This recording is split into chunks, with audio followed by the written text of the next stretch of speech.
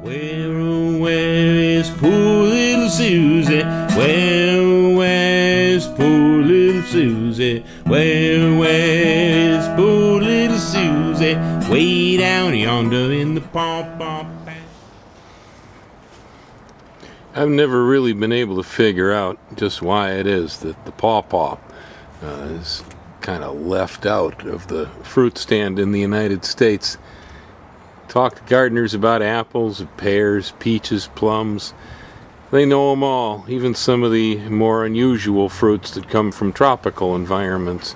Probably more well known than the Native American pawpaw. It's getting close to ripe season here. Pretty soon we'll be picking down the first pawpaws of the year. This fruit is the largest fruit native to North America. It was the biggest piece of fruit available here to Native Americans before the apples, peaches, plums, pears, nectarines, and so on were brought into the countryside by European settlers. It's related to a whole group of tropical fruits in the Annonacea. So fruits like cherimoyas, atamoyas, soursops, custard apples, sugar apples, all of those are in the same family with the pawpaw. Somewhere during the last ice age or so, most of the rest of the Annonacea retreated south into South America, and only the pawpaw remained here in North America. This year's crop is pretty large. I've got some significant weight over here on this limb. It's actually dragging itself down because of the amount of fruit that's on it. This would be the best year for pawpaws that I've ever seen here in my garden. I recall the first time I ever heard of this fruit, I was reading Yule Gibbon's Stalking the Wild Asparagus. I was probably 17 or 18 years old, something in that vicinity, in my late teens, and living in the native range of what should have been the pawpaw in Illinois. And I did quite a bit of trucking in the woods back in those days and around wild spaces, and I was surprised because when Yule Gibbons started expounding on the virtues of this fruit, he really couldn't say enough about how delicious it was in his books. I had never heard of it. That surprised me, and so I went out and went on a campaign looking for pawpaws. I couldn't find them. Majority of them seem to like to grow in alluvial river floodplains, and in my neighborhood almost all of that ground was completely covered with corn and soybean fields that had all been plowed under. There really wasn't any land left for the poor pawpaws.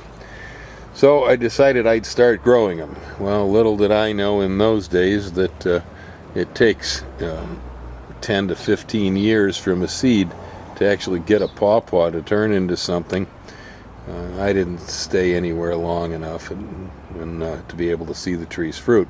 I left a trail of them across the United States, kind of a Johnny Pawpaw seed story here, but I myself never really got to taste this fruit, and I started planting it when I was 18 years old, and I didn't get to eat any of it until I was 51. Now there's dedication for you. Now I have more pawpaws than I know what to do with. And so I'm hoping at this stage in life to be able to promote this fruit amongst other gardeners here in the United States. It does really well here. I don't have any kind of disease problems in the trees. There don't seem to be any insects that chew on it. Possums occasionally will attack the fruit, but birds don't seem particularly interested in the pawpaw fruit. The trees are good looking. The pawpaw is a relatively small tree, 12 to 15 foot high, slow growing plant. Fits in most yards, so there's no real reason why we shouldn't be putting them in.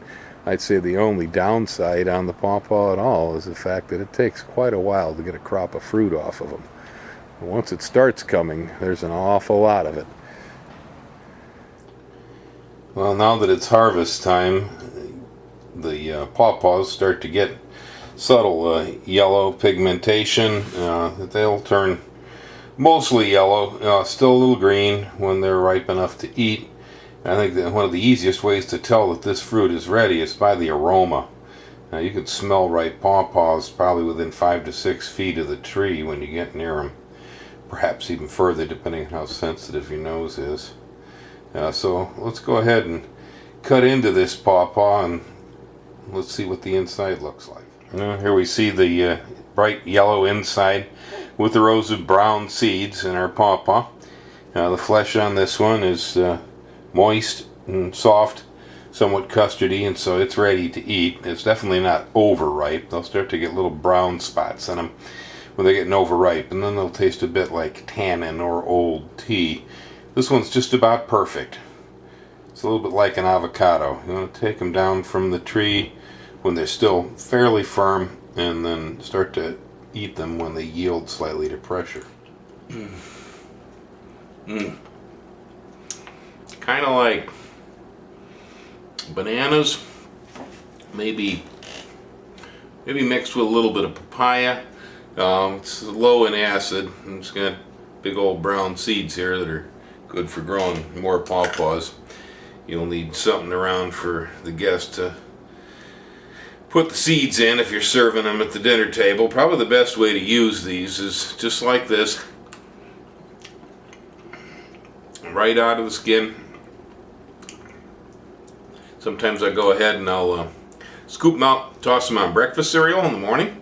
They're a good replacement for bananas in the breakfast cereal. They'll grow in most of the 50 states in the backyard, excluding Alaska and Hawaii, but that'd be someplace from Florida all the way across here to California and up north, even to some of the colder areas of the country where it might get as much as even 20 below, that these fruits will grow. They're native to parts of the northern tier as far up as Michigan and New York. So how do you describe what this tastes like? That's a tough one. What's chocolate taste like? It tastes and smells like a pawpaw. I'm afraid that the only way you're going to get an opportunity to eat this fruit is to either find somebody who's got a tree, wander out into the woods and see if you can locate a tree, or start planting a tree yourself, because they're not going to find these easily in the marketplace. One of the major reasons you won't find the pawpaws in the marketplace is they don't ship well at all, nor do they store well at all. I mean, the difference between a perfect pawpaw and one that's overripe and bruised and looks like an old potato is probably about 2 days. Even handling them to bring them from the tree into the kitchen can leave scars on the outside that will brown overnight. Now, my good friend Edward Chen has really helped me solve the pawpaw storage problem by taking pawpaws and turning them into pawpaw ice cream. Now, pawpaw ice cream will store for months. There's nothing like that. You taste this and you go, that can't be a fruit that grows in Michigan. It tastes so tropical. It's just amazing. This was a solution to my pawpaw storage problem. I just trade Ed all the pawpaws he can take for as much ice cream as he's willing to bring back, and I put them away in the freezer. I understand that pawpaw sorbets are also really good, and that you can use pure frozen pawpaw puree to make a variety of other desserts out of. I believe pawpaw chiffon pie is one of the things that's been done with the fruit, and so the frozen pulp can be stored too. But if you got a guy like Ed who'll turn the frozen pulp into ice cream, you're in luck, because it's a treat. Excuse me, so I can get back to eating these pawpaws, since it's not so polite to eat on camera. Have a nice day, and enjoy pawpaws, the largest native North American fruit. Picking up pawpaws, put 'em in a basket. Picking up pawpaws, put 'em in a basket. Picking up pawpaws, put 'em in a basket. Way down yonder in the pawpaw patch.